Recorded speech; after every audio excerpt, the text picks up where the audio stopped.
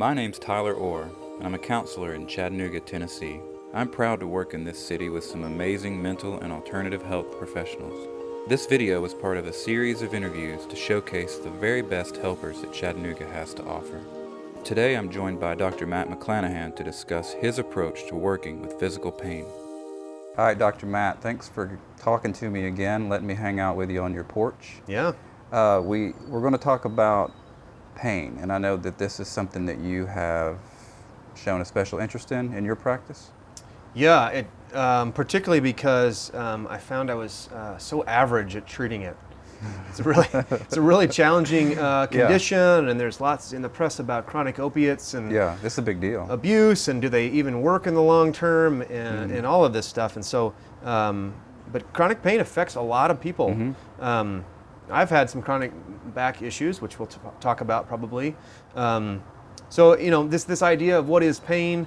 I have a board certification in what's called neuromusculoskeletal medicine. Okay. And that in and of itself sounds like muscles, skeleton. A lot of pain comes from that part of the body, right? Right. And so that's where I would see a lot of these people from. I do some manual medicine, I do some injection therapy, some other things that kind of distinguish me from the usual run-of-the-mill primary care doctor. Okay. And that's why I have this interest. And I found some really interesting ways that people can benefit and improve their pain, or even cure it at sometimes, by not just treating the structure of the body, right?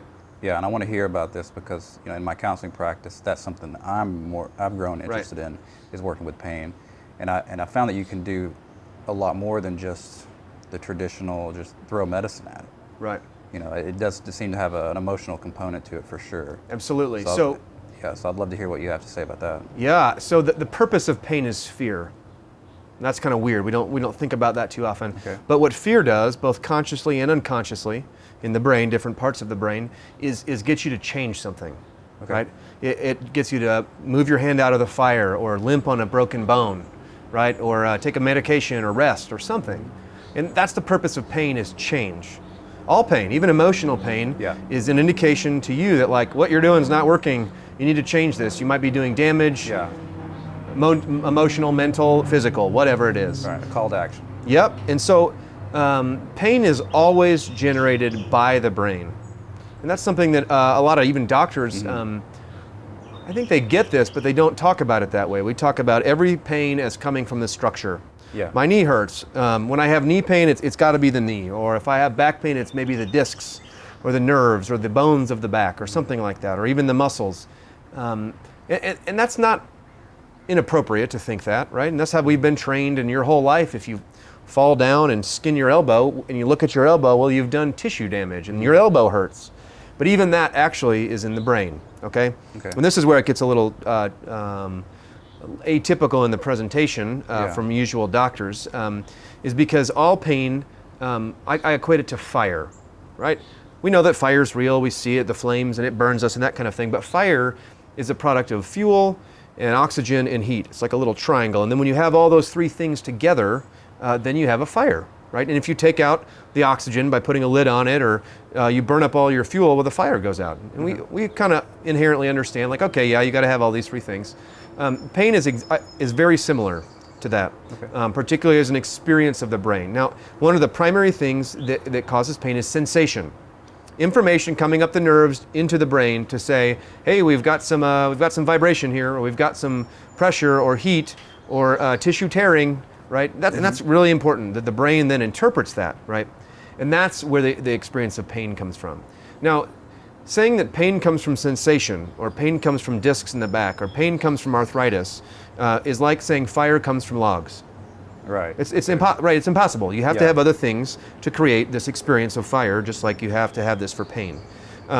If you don't have emotion and cognition at the same time as sensation, you can't have pain. It's a separate little triangle itself, that pain is created from these three things happening in concert. And this is why we know this, actually. If we take out emotion and cognition by putting you to sleep, well, I can do whatever I want to your body, right?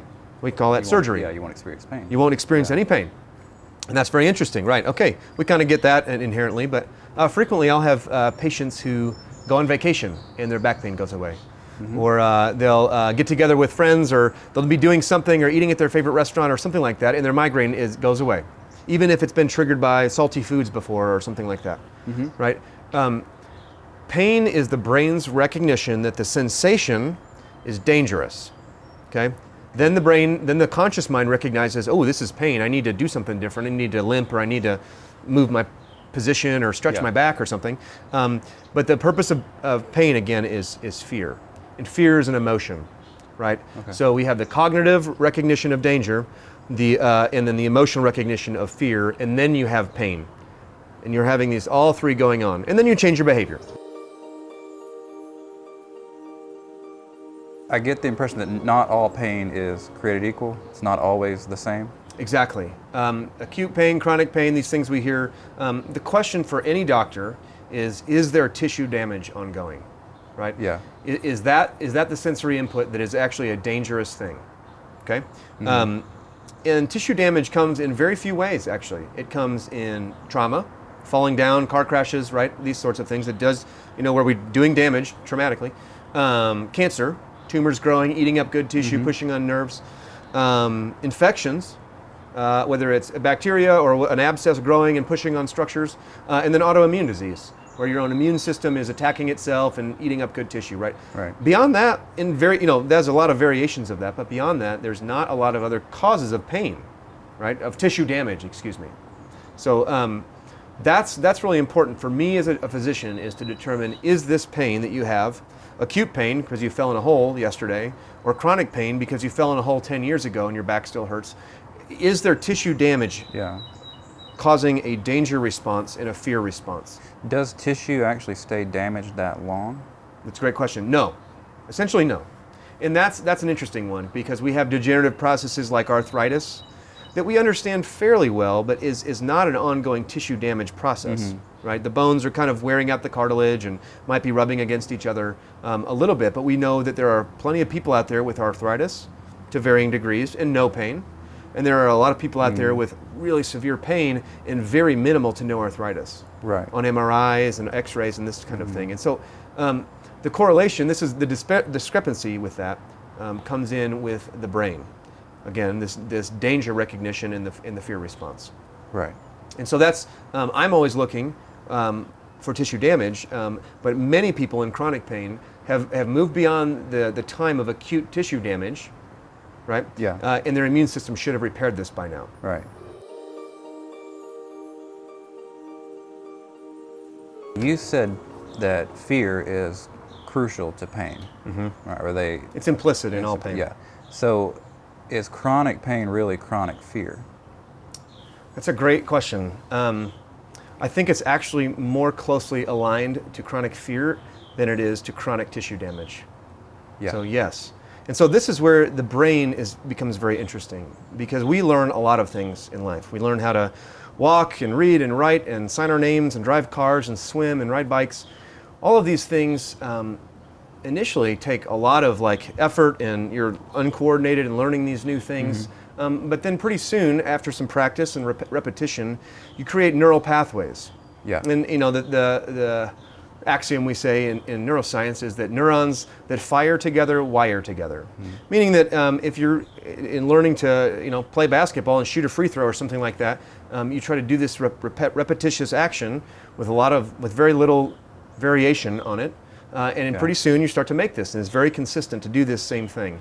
And these neurons just get ingrained, and we call these neural pathways. Okay. What's interesting is that you can learn pain.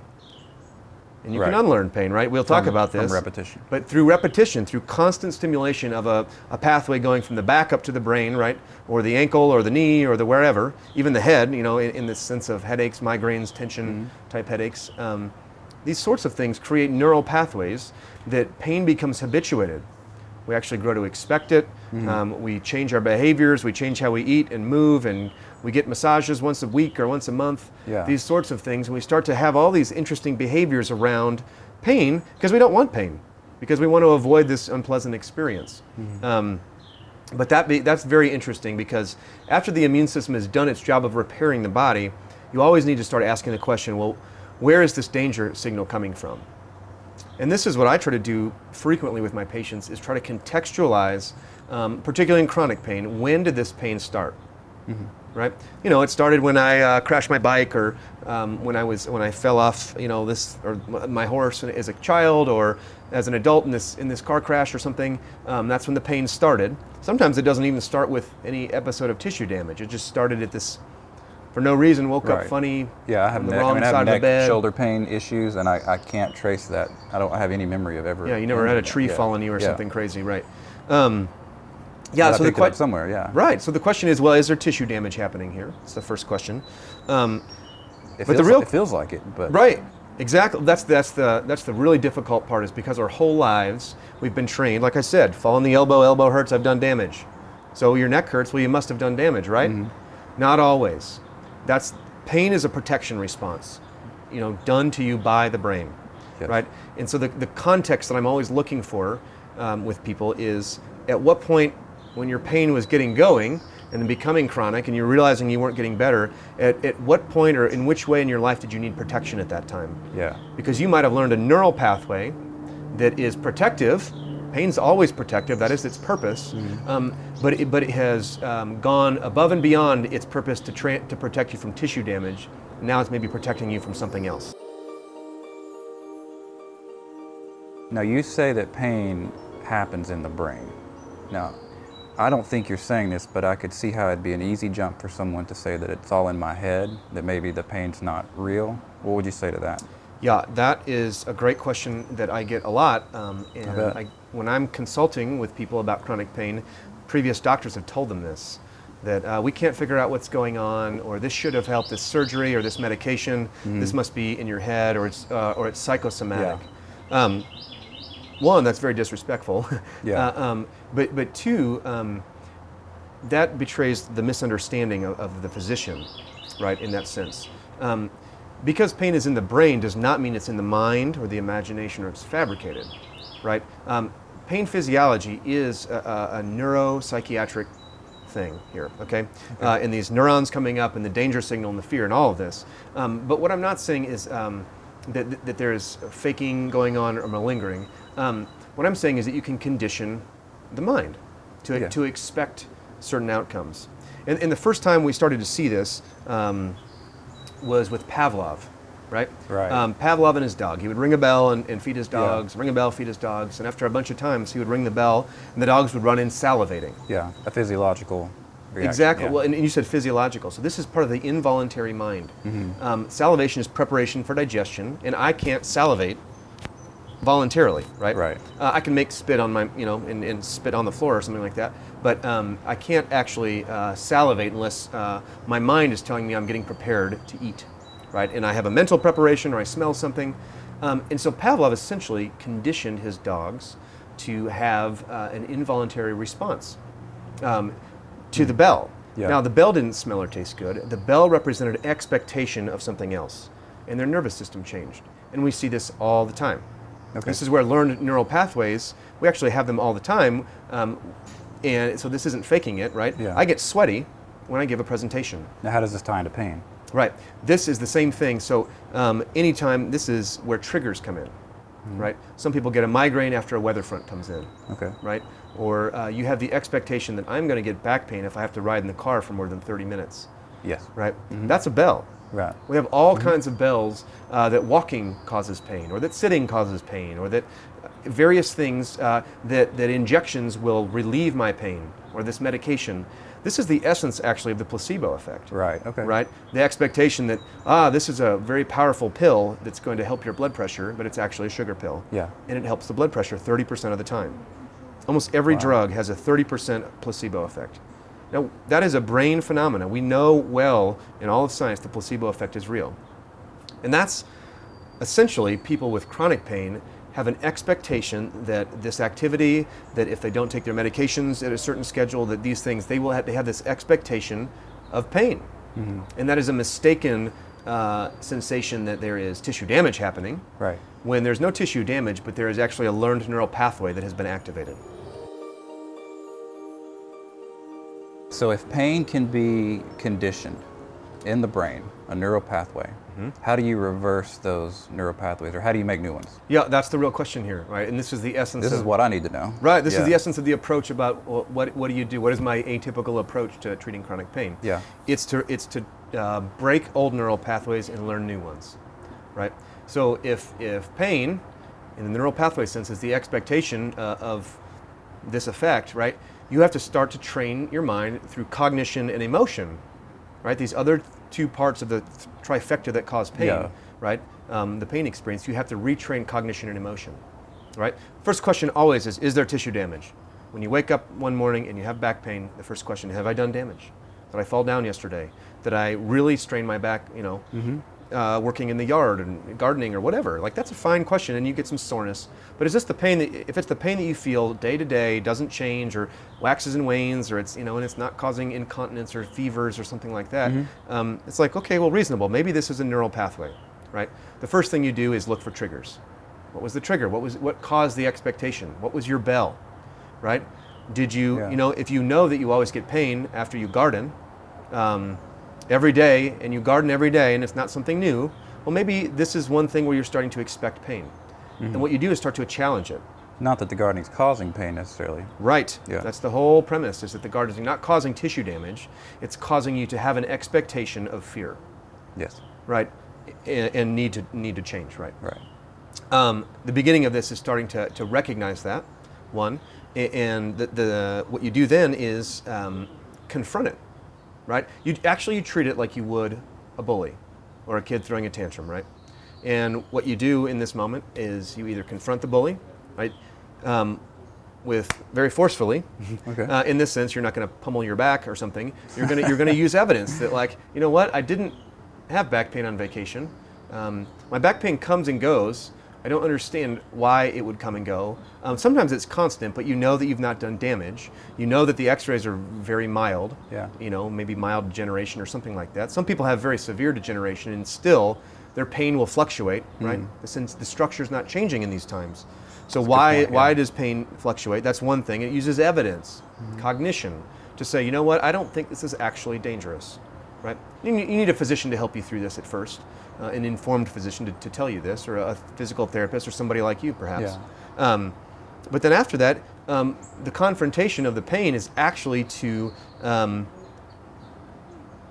do the thing that you were afraid of, right?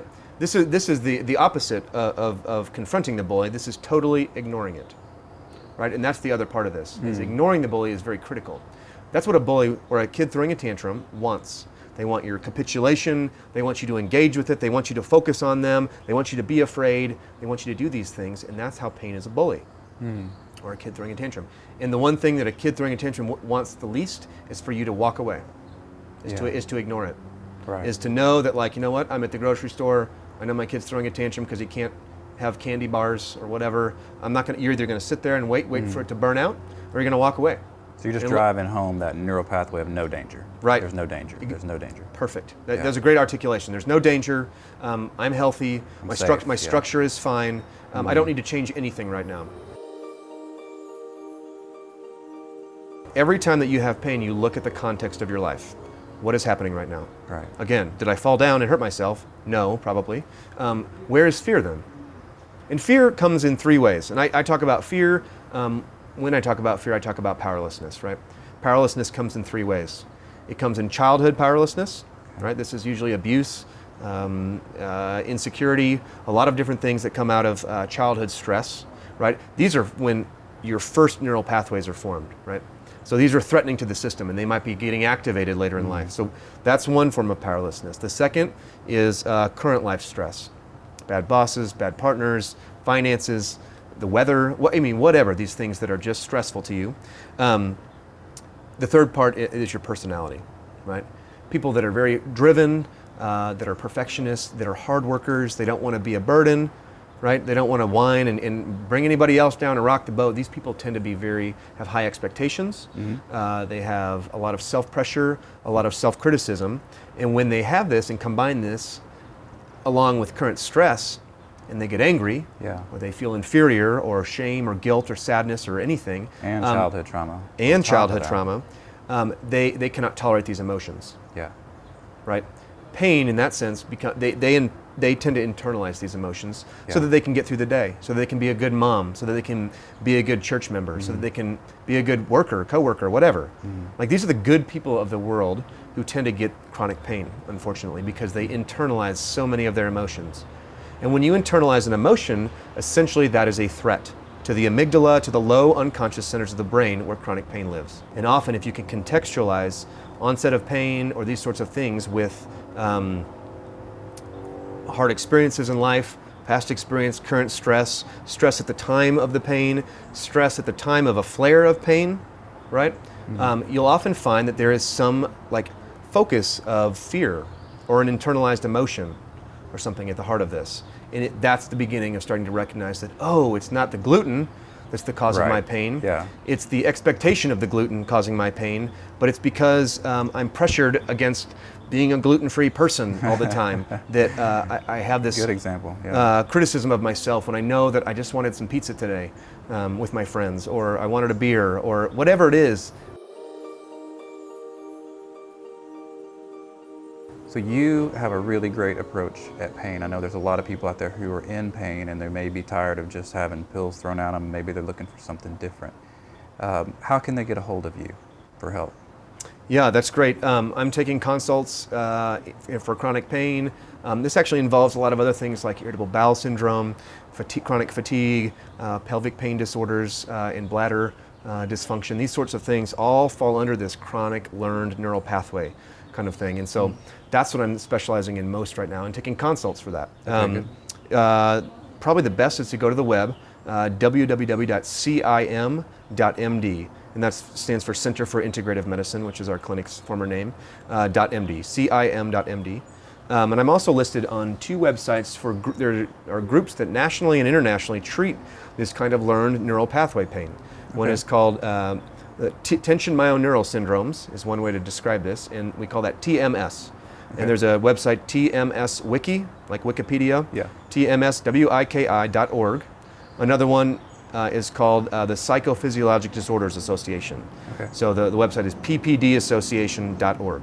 And you can find a description of me, how I work, and contact information, cell, fax, email, these sorts of things on that website. Well, good deal. Yeah. Thank you so much. Man, thanks for having me. This has been great.